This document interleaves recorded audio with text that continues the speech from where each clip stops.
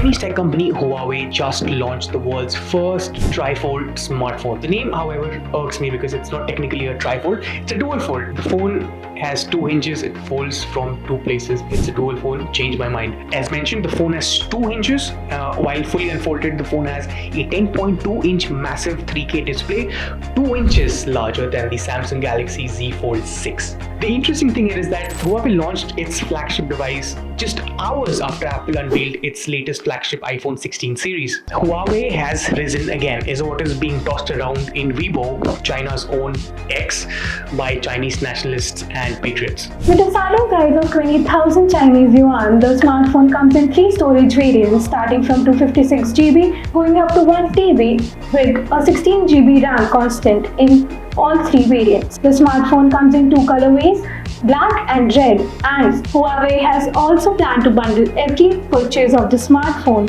with Freebuds 5 earbuds, a Type-C USB cable, and an adapter. One of the most talked about topics in smartphones these days is the camera. When it comes to camera, the Mate XT has a 50 megapixel primary sensor with OIS and a variable aperture of f1.4 to f4.0, very similar to what we saw in the Xiaomi 14 Ultra. It has a 12 megapixel ultra wide angle lens and a 12 megapixel periscope telephoto with a 5.5x zoom with optical image stabilization. On the front, the phone sports an 8 megapixel selfie camera. Inside the phone, there is a 5600 mAh battery that supports 66 watts wired charging and 50 watts of wireless charging. The various connectivity options include 5G, 4G VoLTE, Wi-Fi, Bluetooth 5.2, GPS, Navic, NFC, and USB 3.1 Type-C port. Bluetooth 5.2? Really? While the Mate XT runs on Harmony 4.2 OS, the company has not yet revealed the chipset it has been using in the smartphone.